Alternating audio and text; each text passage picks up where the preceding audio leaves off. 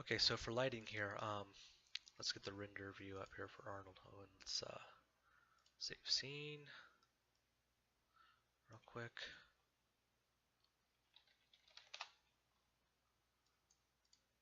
All right.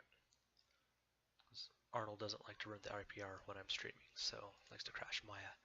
Let's go ahead and open up the render view here. Okay.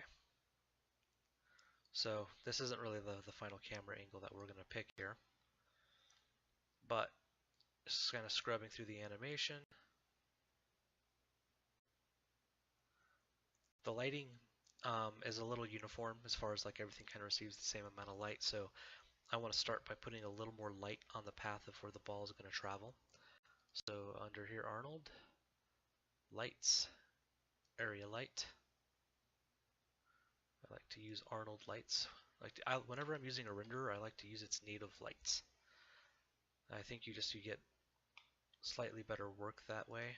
Although sometimes the translators from Maya lights or Houdini lights or whatever lights actually do a pretty good job, but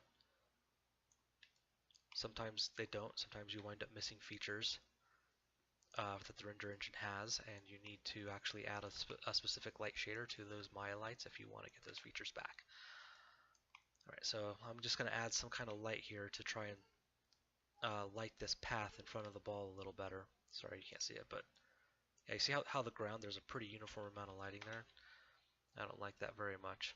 So let's add an area light. There we go. That changed the overall intensity. So now we have this a gradation out, right? So we got two lights in the scene now.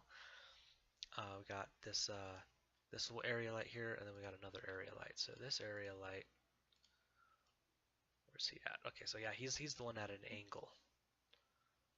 So I might actually pull him back so that he doesn't hit the corner quite as much. So the corner's not receiving as much light. And what's his intensity set at? His intensity is at 130. Okay, so I'm going to turn this into a supporting light. So this is going to go down to 70. So it's not giving as much light. There we go. We got some more values. And the path in front of the ball where the ball is bouncing is lit better because that light is at an intensity of 100. So I'm actually going to boost this one up to 130. There we go. That's even better. Let's be really daring. Go to 170. I like to push the values, right? So once again, principles of animation, it's their general artistic principles. It's not necessarily just for animation. So I'm thinking about exaggeration right now. So how can I exaggerate the lighting without making it completely blown out? There we go. And see, we still got a nice dark shadow cast to the ball, but there's more light in the scene and there's more that we can read and see. Alright, that's pretty good. It is still kind of a boring setup, so let's see here. I'm going to go ahead and I'm going to stop the Arnold render and navigate around, see if I can find a nicer camera angle. Move that graph down. And you can't really trust the viewport 2.0 when it comes to Arnold rendering. It's not necessarily right. So I'm just going to let the animation play while I look for a camera angle.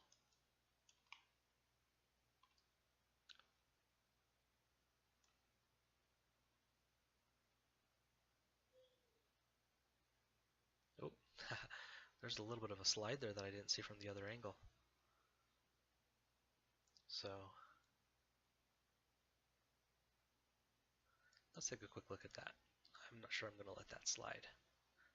Not let my slide slide. Okay, so it's sliding because the ball's not rotating fast enough there. That's what's going on. So let's do something about it. So where does this?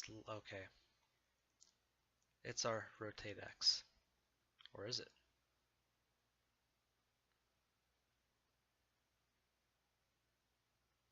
It's actually not sliding at all. It just looks like it.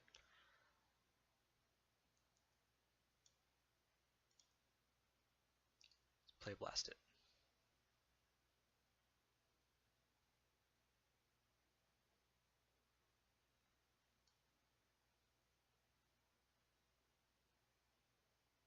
Nope, it's not sliding at all. It looks like it's sliding, so what we need to do is we need to find out what it is that's causing that illusion. Why is it causing me to believe that it's sliding? Is it the lighting?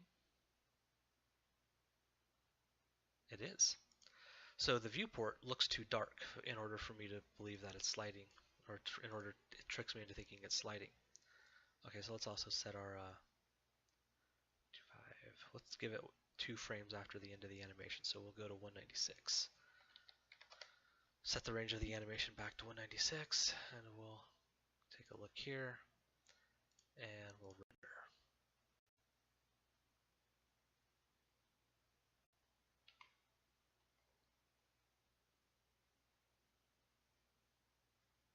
Okay, I think that's probably okay. So we got some double shadowing going on here. Not a huge fan of that. So let's, I'm not too happy with that ball's contact either. Let's take a look here. Translate Y. Can we ever so slightly lower the ball? So I've selected all the keyframes at once and moved them down so that the ball still has the same consistent floor.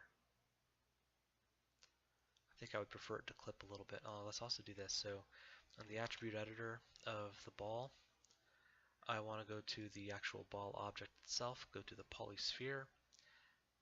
It's not there. It's an AI ball. So wait, no, is that my shader? That's my shader. Ah, the ball shape node. I'm sorry. So you're looking for the shape node. Under Arnold, we want to, I want to turn on subdivision. Go to subdivision. It's currently at none. Let's go to Cat Clark, and 2 iterations should be enough.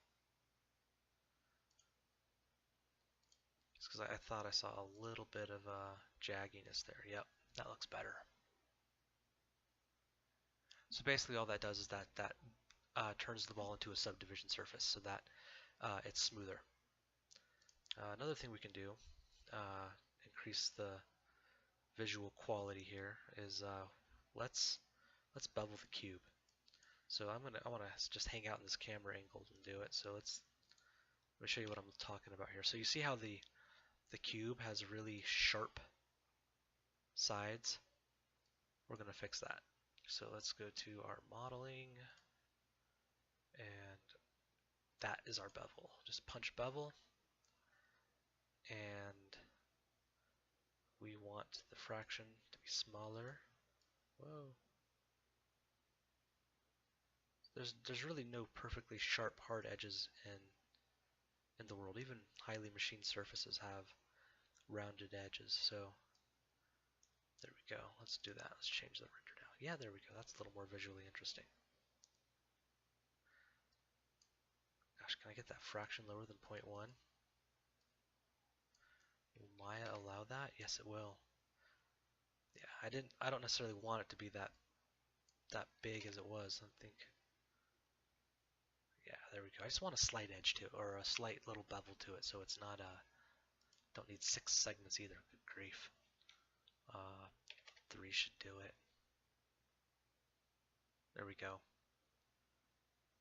That's plenty. I don't know, maybe 4. Yeah, 4 is looking alright. So there we have a nice little edge that can catch the light now. There's a little more visual interest. I do think I like the top of the box though.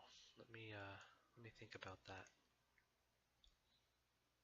Do I want to be able to see the top as well? Yeah, I do. Ever so slightly.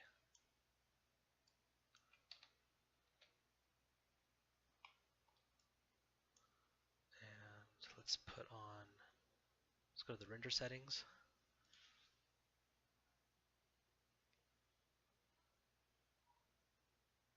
There they are. They used to be called render globals.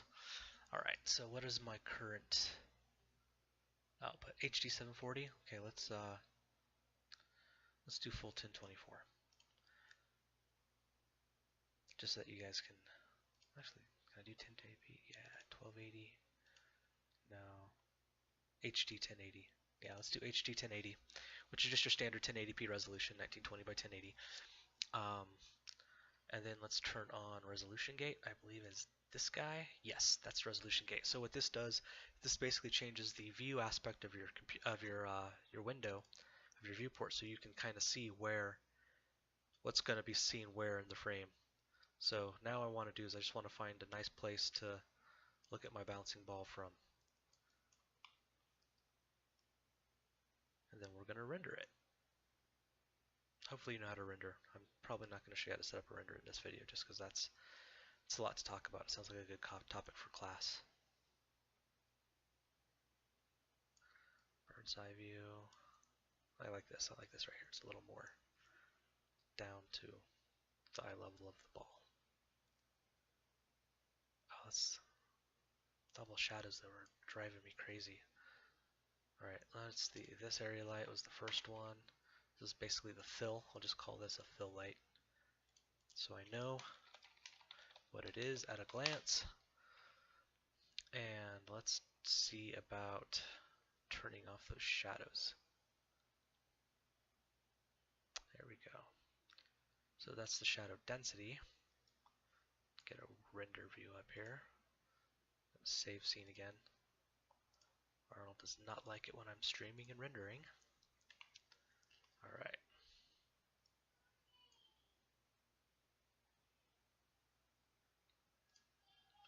That play button is basically the IPR, so whenever I push a button, it changes. So I'm changing the shadow density right now, and so the shadow density just controls, how dense is the shadow. So if I put it at 0, there's no shadow. I put it at 1, it's full shadow. So I'm going to just lower the shadow density to just a little bit. I want a little bit of it there, not necessarily all of it. There we go, we've got one dominant light casting shadows now. Pretty simple. Alright, so I think this is the view I'm going to go through. And this is what I'm going to render. Alright, so get your stuff animated, get it rendered, and get it posted.